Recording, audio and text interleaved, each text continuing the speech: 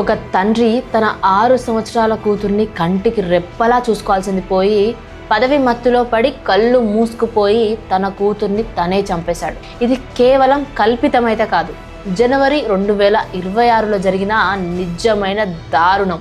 మహారాష్ట్రలో నాందేడ్ జిల్లా ముఖేడ్ తాలూకా కరూరు గ్రామంలో ఈయన నివసిస్తూ ఉంటాడు. పాండురంగ కొండమంగలే. అయితే ఈయన నార్మల్గా ఒక సలూన్ అయితే నడుపుతూ ఉంటాడు. ఒక సాధారణమైన వ్యక్తి. అండ్ పాండురంగ కొండమంగలేకి ఒక భార్య, 3 పిల్లలు. అందులో 2 అమ్మాయిలైతే ఒకరు అబ్బాయి.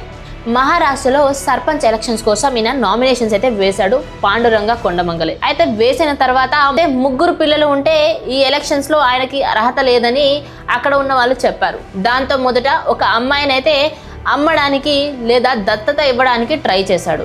అవి ఏవి కుదరకపోవడంతో ఒక క్రూరమైన ప్లాన్ని ఇంప్లిమెంట్ చేశాడు.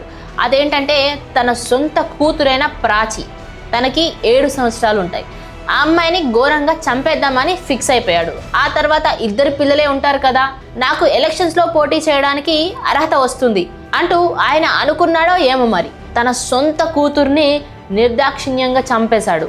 చంపేసి ఏం తెలియనట్టే బయటికి తీసుకువెళ్తా అని పాండురంగ తన బండి పైన చిన్నారిని ఎక్కించుకొని తెలంగాణ సరిహద్దుని దాటి వచ్చేశాడు. ఆ తర్వాత నిజామాబాద్ ఏడిపల్లి మండలం నిజాం సాగర్ కెనాల్ దగ్గర ఆ చిన్నారిని నీటిలో తోసేశాడు నిర్దాక్షిణ్యంగా. సొంత తండ్రి అయ్యుండి తన కూతురిని ఇంత ఘోరంగా హత్య చేయాలని ఎలా అనిపించింది? అయినా చిన్నారి అంత శోకం అనుభవిస్తుంటే తన మనసు ఏం చలించలేదా? సొంత తండ్రే తన కూతుర్ని ఇంత ఘోరంగా హత్య చేస్తాడని ఎవరైనా అనుకొని ఉంటారా?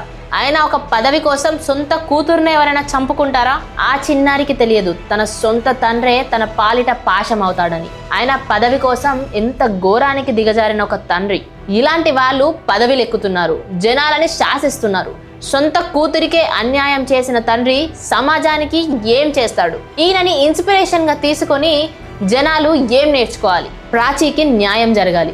ఇలాంటి క్రూరమైన మనుషులకు శిక్ష అయితే ఖచ్చితంగా పడాలి.